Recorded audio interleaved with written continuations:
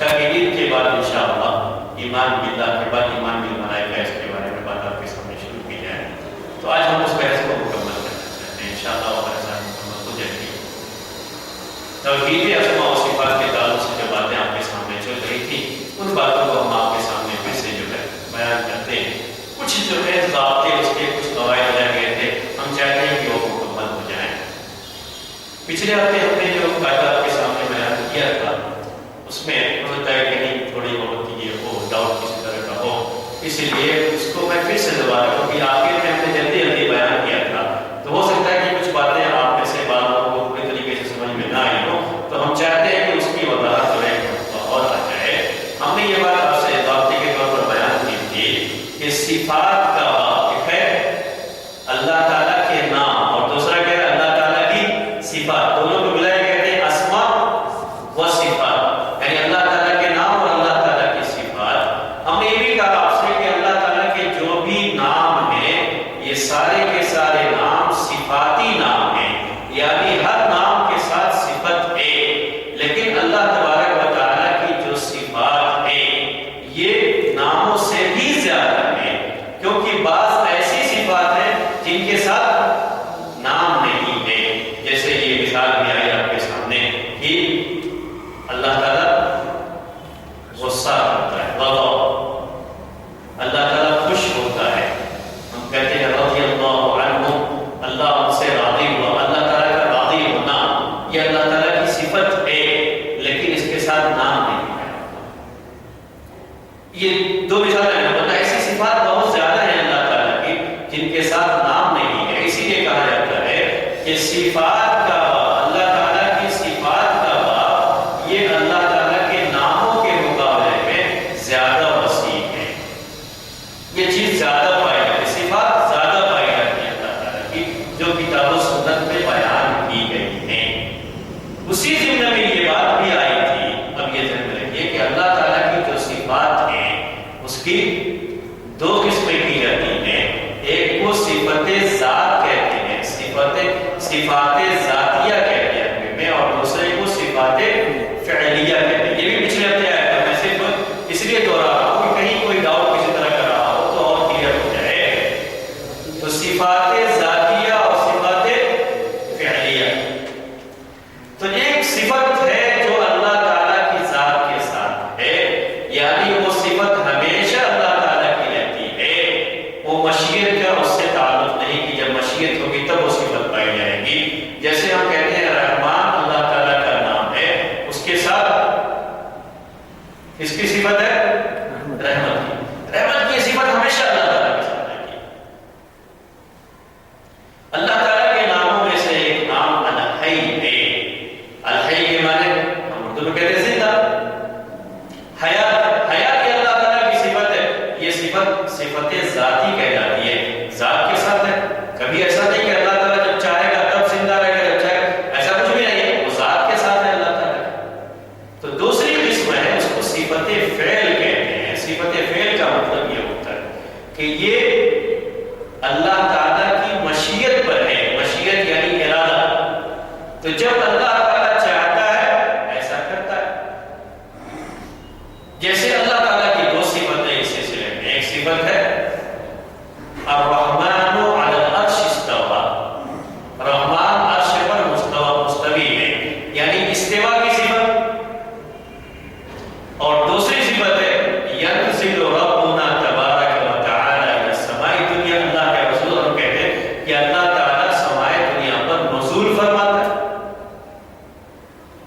تو نزول ہونا یہ بھی صفت ہے, استوا یہ بھی کیا ہے صفت ہے. اس کو صفت فعل کہتے ہیں. مطلب کیا ہے, جب چاہتا ہے عرش پر مستوی رہتا ہے, اور جب چاہتا ہے سماء دنیا پر نزول فرماتا ہے. تو یہ اللہ تعالیٰ کی مشیت پر ہے. اللہ تعالیٰ جب چاہتا ہے یہ کرتا ہے, جب چاہتا ہے یہ کرتا ہے. تو اس کو صفت فعل کہا جاتا ہے. تو وہ تمام صفتیں جو آتی رہتی ہیں کہ اللہ تعالیٰ نزول فرماتا ہے, اللہ تعالیٰ آئے گا قیامت کے لیے, وجاء ربک والملک صفا صفا, تمہارا رب آیا. عربی میں مجیء کہتے ہیں, آنا ایک صفت ہے اللہ تعالیٰ کی. یہ سب صفت فعل ہیں. ان کو صفت فعل کہا جاتا ہے۔ جب اللہ تعالیٰ کی مشیت ہوتی ہے وہ آتا ہے، وہ آئے گا، جب اس کی مشیت ہوگی وہ نزول فرمائے گا۔ یہ اللہ تعالیٰ کی مشیت پر ہے، جس کو صفت فعل کہا جاتا ہے۔ تو صفت فعل ہمیشہ ذات کے ساتھ نہیں، بعض صفتیں ایسی بھی ہیں جو اللہ تبارک و تعالیٰ کی صفت ذات بھی ہیں اور صفت فعل بھی ہوتی ہے، جیسے کلام کرنا اللہ تعالیٰ کی یہ صفت ذات بھی ہے، رحم کرنا بندے پر یہ اللہ تعالیٰ کی صفت ذات بھی ہے اور ساتھ میں صفت فعل بھی۔ اللہ تعالیٰ جب چاہتا ہے اپنے جس بندے سے کلام کرنا کلام کرتا ہے۔ اللہ تعالیٰ نے چاہا تو موسیٰ علیہ السلام سے کلام کیا، اللہ تعالیٰ نے چاہا تو اللہ کے رسول صلی اللہ علیہ وسلم سے معراج پر کلام کیا۔ تو اس لحاظ سے یہ صفت فعل مشیت کے ساتھ اللہ تعالیٰ اپنے بندے پر رحم کیا۔ اللہ تعالیٰ نے رحم کیا آدم علیہ السلام پر، جب آدم علیہ السلام نے غلطی کی، اس وقت یہ صفت فعل ہو جاتی ہے۔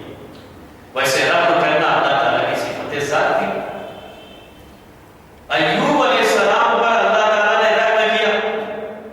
آپ جانتے ہیں ایوب علیہ السلام بیماری میں بہت پریشان تھے، اللہ تعالیٰ نے رحم کیا۔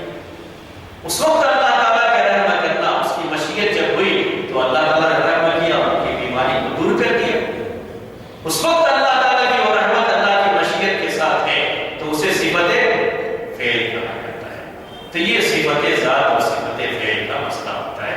یہ ہمیشہ یاد رکھیں کہ صفت ذات یہ اللہ تبارک و تعالیٰ کی ذات کے ساتھ ہمیشہ اس کا تعلق مشیت سے نہیں ہوتا ہے، لیکن صفت فعل کا تعلق مشیت سے ہوتا ہے۔ جب اللہ تعالیٰ کی مشیت ہوتی ہے وہ صفت ہوتی ہے، جب مشیت نہیں ہوگی وہ صفت نہیں ہوگی۔ بہت واضح مثال اللہ تعالیٰ کا سمائے دنیا پر نزول فرمانا، نزول اللہ تعالیٰ کی صفت ہے، لیکن یہ ہمیشہ نہیں رہتی ہے۔ جب اللہ تعالیٰ کی مشیت ہوتی ہے تبھی نزول فرماتا ہے،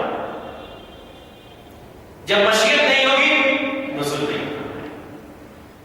اللہ تعالیٰ کسی بندے کو عذاب دنیا کے اندر جو ہے اس کی کسی گناہ کی وجہ سے اسے عذاب دے، یہ اللہ تعالیٰ کی مشیت پر ہے۔ اپنے وہ آیتیں بار بار قرآن میں آپ پڑھتے رہیں گے کہ اللہ تعالیٰ جس کو چاہتا ہے عذاب دیتا ہے، جس کو چاہتا ہے بولیے معاف کر دیتا ہے۔ یہ مشیت کا لفظ جب آ جائے تو سمجھیے کہ وہ کیسی صفت ہے؟ صفت فعل۔ جس کو چاہتا ہے عذاب دیتا ہے اور جس کو چاہتا ہے رحم فرما دیتا ہے۔ اللہ تعالیٰ کی مشیت پر یہ چیز ہے۔ تو صفت فعل مشیت کے ساتھ ہوتی ہے۔ پھر اس کے بعد صفات اور جو ہے کہ باب میں چند اور ضابطے ہیں، آج اس کو ہم مکمل کرتے ہیں۔ ایک ضابطہ یہ بھی ہے اس سلسلے میں کہ اللہ تعالیٰ کی صفات کی دو قسمیں ہیں دوسرے لحاظ سے، یہ صفت ذات اور صفت فعل کے لحاظ سے۔ دوسرے لحاظ سے ایک کو کہتے ہیں صفات مثبتہ اور دوسرے کو کہتے ہیں صفات منفیہ۔ صفات مثبتہ، مثبت کا مطلب ہوتا ہے جیسے ہم پازیٹیو کہتے ہیں، نیگیٹو کہتے ہیں، تو صفات مثبتہ کا مطلب ہوتا ہے کہ ایسی صفات جو اللہ تعالیٰ کے لیے ثابت ہے۔ صفات مثبتہ ایسی صفات جو اللہ تعالیٰ کے لیے ثابت ہے۔ صفات منفیہ کا مطلب ایسی صفات جو اللہ تعالیٰ سے نفی کی گئی ہے، یعنی اللہ تعالیٰ کی یہ صفت نہیں ہے۔ تو ایسی صفات جو اللہ تعالیٰ کی ہیں اور ایسی صفات جو اللہ تعالیٰ کی نہیں ہیں۔ قرآن میں آپ پڑھیں گے تو دونوں طرح کی صفتیں آپ کو ملیں گی۔ تو پہلے ہم صفات مثبتہ کی بات کرتے ہیں۔ اللہ تعالیٰ کے ناموں کے ساتھ جتنی بھی صفات پائی جاتی ہیں یہ سب کی سب صفات مثبتہ۔ اس کے علاوہ بھی احادیث میں جو صفتیں آتی ہیں اللہ تبارک و تعالیٰ کی، اسی طریقے سے صفت فعل بھی جو قرآن کے اندر بہت ساری آئی ہوئی ہیں، یہ ثابت صفات ہے۔ جس صفت کو بھی اللہ تعالیٰ کے لیے ثابت کیا گیا ہے یہ ساری کی ساری صفات مثبتہ ہیں، چاہے قرآن میں ہو چاہے حدیث میں ہو، صحیح ہے۔ جن صفات کی نفی کی گئی ہے یہ صفات منفیہ ہیں۔ تو صفات مثبتہ کا مسئلہ نہیں ہوتا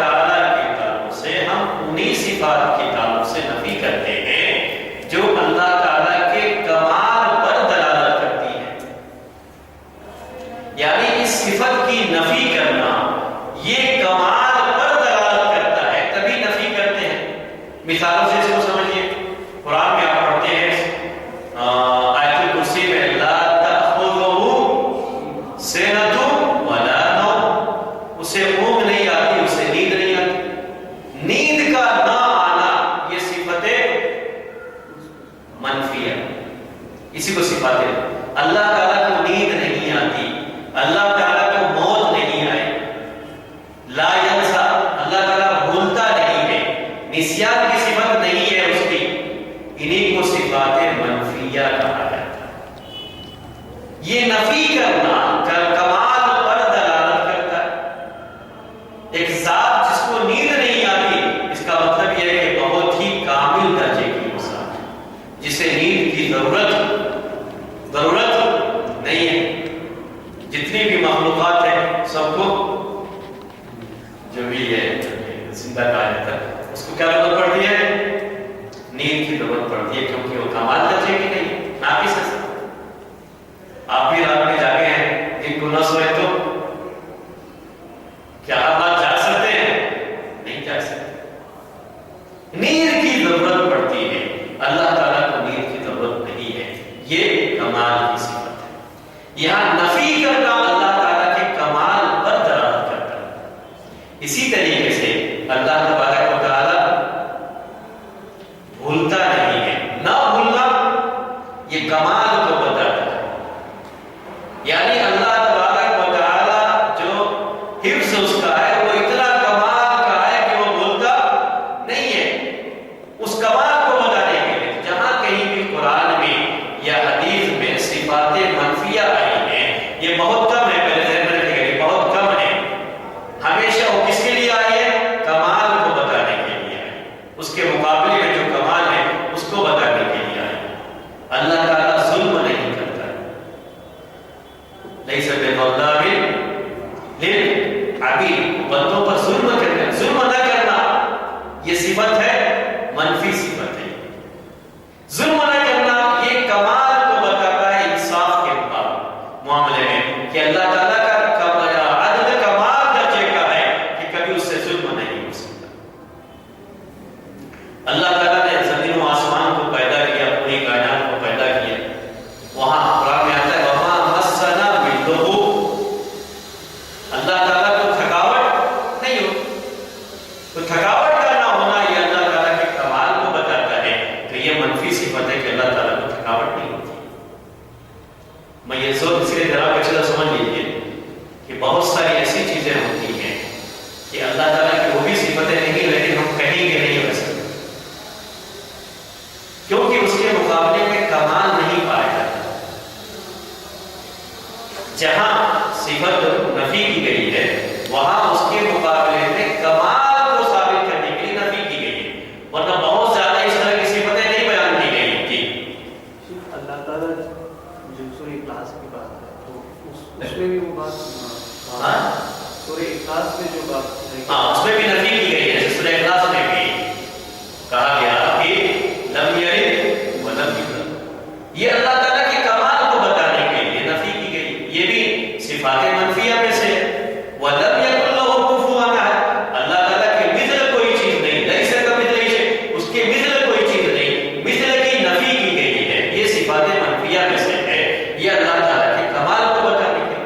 تو جہاں کہیں بھی منفی صفت آئی ہے ہمیشہ کس کو بتانے کے لیے؟ کمال کو بتانے کے لیے۔ کبھی کوئی صفت ایسا ہوتا ہے کہ وہ نفی کی جاتی ہے لیکن وہ کمال کو نہیں بتاتی ہے، ایسی کسی صفت کی اللہ تعالیٰ کے تعلق سے نفی نہیں کی گئی، یہ ذہن میں رکھنا چاہیے۔ اب میں آپ کو کچھ مثالیں دے کر کے سمجھاتا ہوں۔ ہم یہ کہیں یہ دیوار ظلم نہیں کرتی ہے، مسجد کی یہ دیوار ظلم نہیں کرتی ہے، کیا مسجد کی دیوار کا ظلم نہ کرنا اس کے کمال کو بتاتا ہے؟ ایسا ہے؟ نہیں، نفی یہاں بھی کی گئی ہے، کیونکہ مسجد کی دیوار کے پاس ظلم کرنے کی قدرت ہی نہیں ہے، وہ کیا ظلم کرے، اس کی نفی کرنا ہی کوئی اس کے اندر کمال نہیں پیدا ہوتا ہے۔ اللہ تعالیٰ کی جس صفت کے تعلق سے بھی نفی کی گئی ہے وہ کمال کو ثابت کرنے کے لیے نفی کی گئی ہے، ہمیشہ یہ ذہن میں رکھنا چاہیے، کمال کو ثابت کرنے کے لیے ہی نفی کی گئی ہے، یہ مطلق نفی نہیں ہوتی ہے، کمال کو ثابت کرنے کے لیے وہ نفی کی گئی ہے، جس صفت کے بارے میں بھی یہ بات ہے۔ تو یہ ضابطہ ہے، ذہن میں رکھیے۔ اسی طریقے سے اللہ تبارک و تعالیٰ کی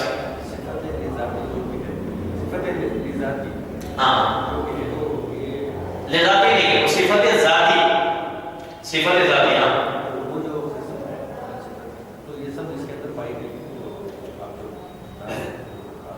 منفیات کبھی بھی اس کا تعلق ذات سے نہیں ہوتا. اللہ تبارک و تعالیٰ سے چونکہ نفی کی گئی ہے اس لیے ذات کے اندر وہ صفت نہیں پائی جائے. یہ سب کمال درجے کے ہاں کمال کے لیے آپ کہہ سکتے ہیں کہ اللہ تعالیٰ کی ذاتی صفت کمال، اللہ تعالیٰ کی ساری صفات کمال کے درجے کو پہنچی ہوئی ہیں. اس لحاظ سے یہ اللہ تبارک و تعالیٰ کمال کے راز نفی جو کی گئی ہے اس لیے صفت ذات سے تعلق ہونے کا سوال ہی نہیں ہوتا. کمال کا تعلق ہے، یعنی اس کے مقابلے کی جو صفت ہے وہ ذاتی صفت ہوتی ہے. جیسے ابھی ہم نے کہا اللہ تعالیٰ ظالم نہیں ہے، یہ صفت نفی کی گئی، لیکن اس سے ثابت ہوتی ہے کمال درجے کی صفت. وہ کیا ہے؟ اللہ تعالیٰ کا عادل، وہ کمال، وہ ذاتی صفت.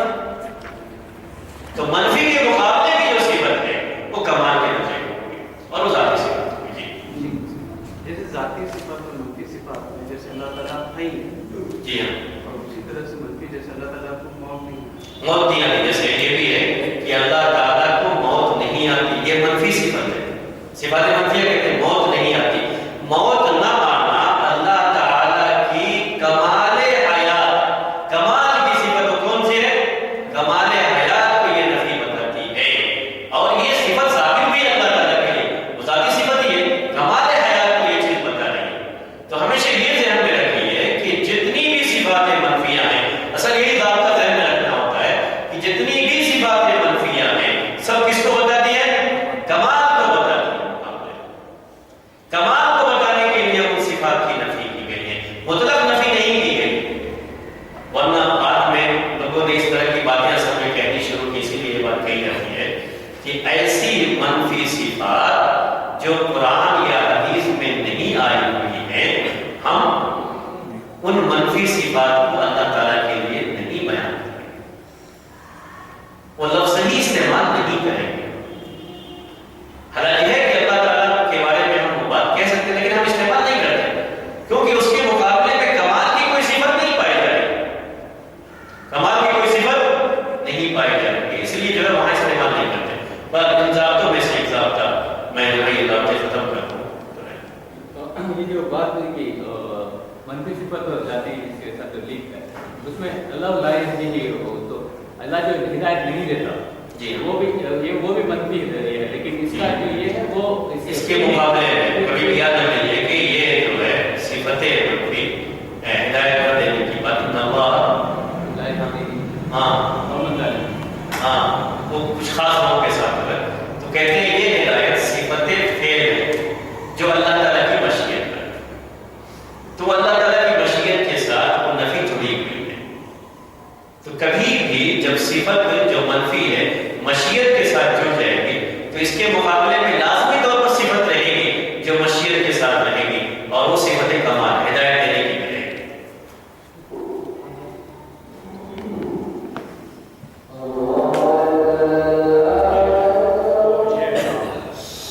صفت نزول جو ہے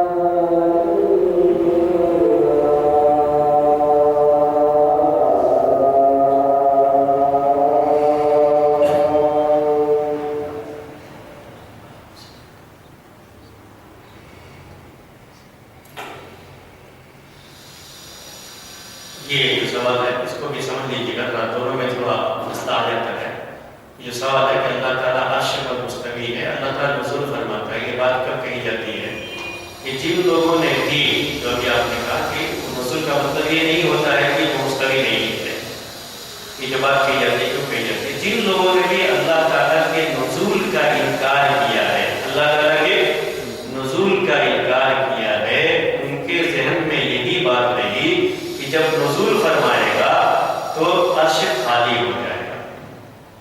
اس کا مطلب کہ عرش کیا ہو گیا؟ خالی ہو گیا۔ اسی لیے ہم نزول فرمانے والی بات نہیں کہتے، ہم انکار کر دیتے ہیں، وہ انکار کرتے ہیں اس کا، اس کی تعریف کرتے ہیں، اس کے بعد جیسے اشاعرہ عام طریقے سے تعبیر کرتے ہیں اس کی، تو تعبیر کرنے کی وجہ یہ ہے کہ ان کے ذہن میں یہ ہے کہ عرش کیا ہو جاتا ہے؟ خالی ہو جاتا ہے۔ تو یہ بات اس کے جواب میں کہی جاتی ہے کہ اللہ تعالیٰ کا نزول جب فرماتا ہے تو اس کا مطلب یہ نہیں ہوتا کہ عرش خالی ہوتا ہے۔ یہ بات ہمارے ذہن میں کیوں آتی ہے کہ عرش خالی ہو جاتا ہے؟ کہ ہم نے اللہ تعالیٰ کو انسانوں جیسا سمجھا۔ یہ بات کہی جاتی ہے، ہمیشہ یاد رکھیں کہ جن لوگوں نے بھی اللہ تعالیٰ کی صفات کی تعویل کی یا اسما کا انکار کیا، وہ پہلے انہوں نے اللہ تعالیٰ کو انسانوں سے تشبیہ دی۔ پہلے یہ تشبیہ دے دیتے ہیں کہ انسانوں کا معاملہ یہ ہے کہ ایک جگہ پر ہے، اگر دوسری جگہ جائیں گے تو جگہ کیا ہو جائے گی؟ خالی ہو جائے گی۔ تو ذہن میں پہلے یہ آئے گا کہ عرش تو خالی ہو جائے گا اس کے بعد، اسی لیے نزول کا انکار کیا۔ تو اسی لیے یہ بات کہی جاتی ہے کہ اللہ تعالیٰ کا جو استوا ہے یہ اس کی اپنی ذات کے لحاظ سے ہے، نزول اس کی ذات کے لحاظ سے ہے۔ اس کا استوا اور اس کا نزول ایک دوسرے کے خلاف نہیں ہوتے۔ اس کا نزول اس کی ذات کے لحاظ سے ہے، جس کی وجہ سے ہم یہ نہیں کہتے کہ وہ عرش خالی ہو جاتا ہے، وہ استوا بھی رہتا ہے اور نزول بھی ہوتا ہے، یہ اس کی ذات کے لحاظ سے ہے۔ تو دونوں میں مسئلہ نہیں پیدا ہوتا۔ تو یہ ذہن میں ہے۔ آخری اس سلسلے میں بات جو میں چاہوں گا کہ یہ ختم ہونے سے پہلے ہماری یہ بات ختم ہو جائے، میرے خیال میں 1:15 بجے ہے جب ہم تو 5 منٹ ہم اور لے سکتے ہیں، کوئی مسئلہ نہیں انشاءاللہ۔ اس کے بعد جلدی جلدی ہم لوگ جو سمجھ لیں گے تو کوئی بات نہیں آئے گی۔ اللہ تعالیٰ کی جو بھی صفات ہیں یہ تمثیل کے بغیر ہے اور تکییف کے بغیر ہے۔ دو لفظ استعمال کیا جاتا ہے، تمثیل اور تکییف۔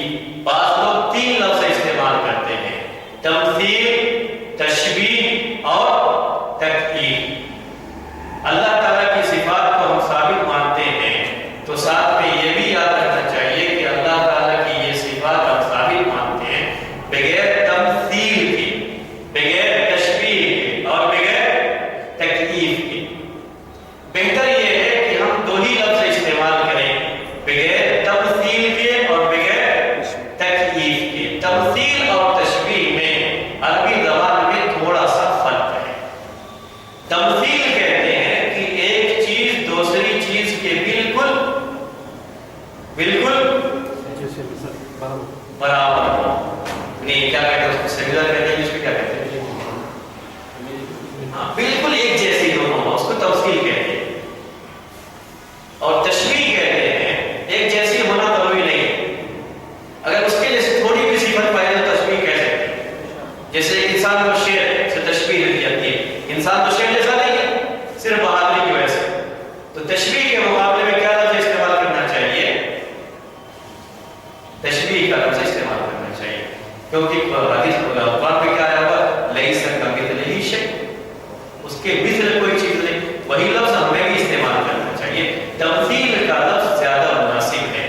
تو اللہ تعالیٰ کی یہ ساری صفات ہم ثابت مانتے ہیں بغیر تمثیل کے، یعنی یہ بھی مانتے ہوئے کہ اللہ تعالیٰ کی جو صفات ہیں وہ بندوں کی صفات کے ساتھ یا مخلوق کی صفات کے ساتھ مشابہت بھی نہیں رکھتی، مماثلت بھی نہیں رکھتی ہے، یعنی ان کے جیسی صفات اللہ تعالیٰ کی نہیں ہے۔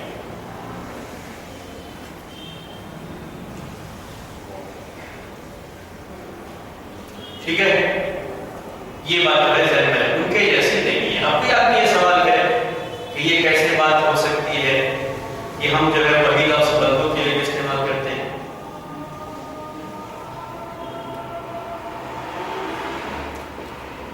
بندوں کے لیے بھی استعمال کرتے ہیں، بندوں کے لیے بھی کہتے ہیں السمیع، بندوں کے لیے بھی کہتے ہیں البصیر۔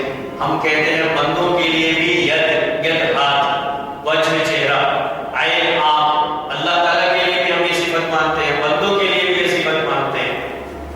جب وہی لفظ ہے تو پھر یہ ذہن میں خیال آتا ہے کہ اللہ تعالیٰ کا ہاتھ ہے تو بندوں جیسا ہاتھ ہوگا، کیونکہ یہی کا لفظ استعمال کیا گیا۔ تو عقل کے لحاظ سے بھی، کتاب و سنت کے لحاظ سے تو ہے، یہ عقل کے لحاظ سے بھی یہ چیز سمجھ میں آتی ہے کہ اللہ تعالیٰ کی صفات بندوں کی صفات کے جیسی نہیں ہے۔ عقل کے لحاظ سے کیوں؟ ہم دنیا میں خود بھی یہ دیکھتے ہیں کہ ایک ہی مخلوق کے اندر پائی جانے والی صفت الگ الگ ہوتی ہے۔ مخلوق ایک ہی ہے لیکن وہی صفت ان کے اندر کیا ہوتی ہے؟ الگ الگ ہوتی ہے۔ یہ دو آدمی ہیں، دونوں کے پاس وجہ ہے یا نہیں؟ دونوں کا وجہ ایک جیسا ہے نہیں، دونوں کا چہرہ الگ الگ ہے۔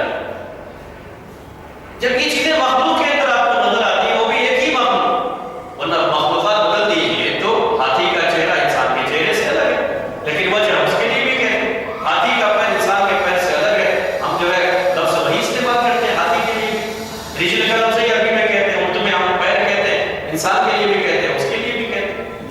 لیکن میں تو وہ کہہ رہا ہوں کہ ایک ہی مخلوق کے اندر بھی یہ چیز الگ الگ ہو جاتی ہے۔ آج جب سائنس یہ کہتی ہے کہ بولے یہ ہاتھ سارے انسانوں کے ہاتھ ہی ہے، میرا ہاتھ بھی ان کا بھی ہاتھ، لیکن ان کے انگوٹھے کا نشان الگ ہے، میرے انگوٹھے کا نشان الگ ہے۔ آج کوئی آدمی اس بات کو کیسے نہیں سمجھ سکتا ہے؟ ان کے انگوٹھے کا نشان میرے انگوٹھے کے نشان سے نہیں ملتا ہے، جبکہ اس کو ان کے والے کو بھی انگوٹھا کہا جاتا ہے، میرے والے کو بھی انگوٹھا کہا جاتا ہے۔ یہ بھی انسان، میں بھی انسان۔ جب ہم مخلوق کے اندر یہ چیز دیکھتے ہیں کہ لفظ ہم وہی استعمال کرتے ہیں لیکن دونوں کی صفتیں بالکل الگ الگ ہو جاتی ہیں، تو پھر اللہ تعالیٰ وہ تو خالق ہے، یہ مخلوق ہے۔ خالق کی صفات اس کی ذات کے لحاظ سے اور مخلوق کی صفات مخلوق کے لحاظ سے، دونوں ایک جیسے کیسے ہو جائے؟ دونوں کا ایک جیسا ہم کیسے تصور کر سکتے ہیں؟ اگر ہم سوچتے ہیں تو غلط سوچتے ہیں۔ اللہ تعالیٰ کی صفات اللہ تعالیٰ کی ذات کے لحاظ سے اور بندوں کی صفات بندوں کی ذات کے لحاظ سے، مخلوق کی صفات مخلوق کی ذات کے لحاظ سے، یہ عقل بھی کہتی ہے۔ یعنی قرآن و حدیث میں کوئی دلیلیں موجود ہیں کہ اللہ تعالیٰ کی جیسی کوئی چیز نہیں، نہیں سے کم نہیں شیء، لیکن عقل بھی یہ بات کہتی ہے کہ اللہ تعالیٰ کی صفات اللہ تعالیٰ کی ذات کے لحاظ سے اور مخلوق کی صفات مخلوق کی ذات کے لحاظ سے، دونوں ذات الگ ہیں تو دونوں کی صفات بھی کیا ہوں گی؟ الگ الگ ہوں گی۔ یہ بغیر تمثیل سے کہا جاتا ہے، اور بغیر تکلیف کے مطلب اس کا یہ ہوتا ہے کہ کیفیت ہم بیان نہیں کریں گے، کیفیت بیان نہیں کریں گے۔ اور اس سلسلے میں امام مالک رحمۃ اللہ علیہ کا مسئلہ مشہور ہو، آپ میں سے ہر آپ کو معلوم ہی ہوگا کہ امام مالک رحمۃ اللہ علیہ سے استوا کے بارے میں معلوم کیا گیا، تو آپ نے کیا جواب دیا؟ الاستواء معلوم والکیف والایمان به واجب والسؤال عنہ بدعہ، کہ ہم کو استوا کا معنی معلوم ہے، بس کیفیت کیسی ہے استوا کی اس کو ہمیں معلوم نہیں ہے، ہم کو نہیں بتایا گیا، لیکن ایمان رکھنا یہ واجب ہے استوا کے اوپر، اور کیفیت کے بارے میں سوال کرنا یہ بدعت ہے۔ اللہ تعالیٰ کی ساری صفات کے بارے میں یہی ضابطہ ہے۔ ہم کہتے ہیں اللہ تعالیٰ کے ہاتھ ہیں، اللہ تعالیٰ کے پیر ہیں، اللہ تعالیٰ کی آنکھ ہے، لیکن اللہ تعالیٰ کی آنکھ کیسی ہے یہ سوال کرنا یہ کیا ہے؟ بدعت۔ اللہ تعالیٰ کا ہاتھ کیسا ہے یہ سوال کرنا بدعت ہے۔ لیکن ہم یہ جانتے ہیں کہ ید یہ لفظ آیا ہے، ید کے معنی ہاتھ کے ہوتے ہیں، یہ ہم کو معلوم ہے، تو ویسے ہی ہم جتنا آیا ہوا ہے اتنا ثابت مانیں گے، اس کے بارے میں کیفیت نہ بیان کریں گے اور نہ اس کے بارے میں سوال کریں گے۔ سوال کرنا بھی یہ بدعت کہلاتا ہے۔ یہ چند باتیں تھیں، انشاءاللہ اس کے بعد رمضان کے بعد آپ کے سامنے ایمان بالملائکہ کے تعلق سے باتیں آئیں گی۔ یہ بھی ایک بات ذہن میں رکھیں کہ نیکسٹ ویک درس نہیں ہے، نیکسٹ ویک درس نہیں ہے، اور انشاءاللہ اس کے بعد جو ہے درس جو ہوگا اس میں ایمان بالملائکہ کے بارے میں